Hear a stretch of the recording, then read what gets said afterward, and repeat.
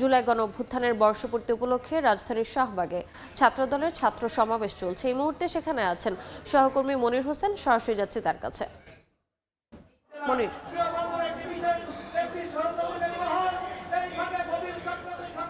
জুলাই আগস্টের গণ অভ্যুত্থানের বর্ষপূর্তি উপলক্ষে বাংলাদেশ জাতীয়তাবাদী ছাত্র দলের যে ছাত্র সমাবেশ, সেই ছাত্র সমাবেশের আনুষ্ঠানিকতা কিন্তু শুরু হয়েছে বিকাল ৩টার পরে, এবং সেই সমাবেশও কিন্তু আমরা দেখেছি ইতোমধ্যেই যুক্ত হয়েছে আজকের ছাত্র সমাবেশের প্রধান অতিথি বিএনপির ভারপ্রাপ্ত চেয়ারম্যান তারেক রহমান, এবং মঞ্চে এসে উপস্থিত হয়েছেন যে আজকের ছাত্র সমাবেশের বিশেষ অতিথি বিএনপি মহাসচিব মির্জা ফখরুল ইসলাম আলমগীর।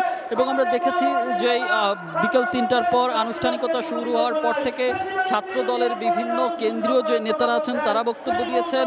এখন যেই অন্যান্য যে বিএনপির যে নেতারা আছেন তারা বক্তব্য দিচ্ছেন, এবং তারা আসলে যেটি বলছিলেন যে আজকের এই যে গণজমায়েত, আজকের এই ছাত্র সমাবেশ যে জনস্রোতে পরিণত হয়েছে, এটি তরুণদের আসলে বিজয় হিসেবে দেখছেন।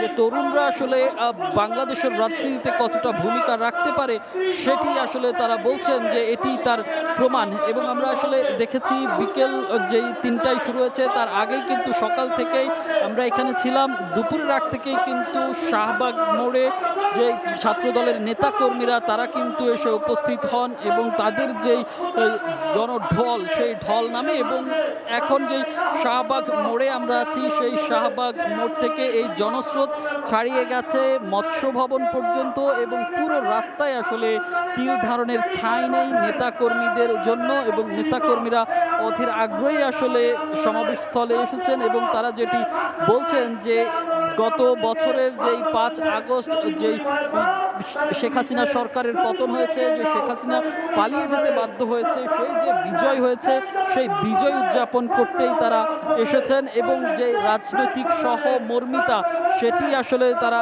দেখাতে চাচ্ছেন। সেটি আসলে তারা বলছেন যে তাদের এই যেই সমাবেশ, সেই সমাবেশ কিন্তু হওয়ার কথা ছিল শহীদ মিনারে, তারপরেই কিন্তু জাতীয় নাগরিক পার্টি এনসিপির অনুরোধের পরেই কিন্তু তারা সেই সমাবেশ করছে শাহবাগে। এবং শাহবাগে এখন পর্যন্ত যে নেতাকর্মীরা আছেন তারা কথা বলছেন, বিএনপির নেতারা উপস্থিত আছেন, মির্জা ফখরুল উপস্থিত আছেন, আমরা শহীদউদ্দিন চৌধুরী অ্যানিকে দেখেছি কথা বলতে, এছাড়া আমানুল্লাহ আমানও উপস্থিত আছেন, এবং ছাত্র দলের সভাপতি রাকিবুল ইসলাম রাকিবের সভাপতিত্ব করবেন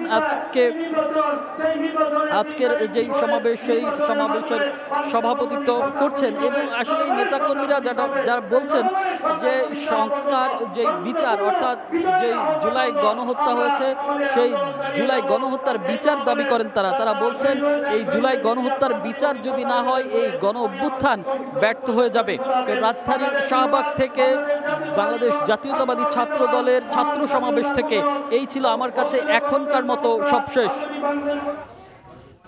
সরাসরি যুক্ত ছিলাম রাজধানীর শাহবাগে।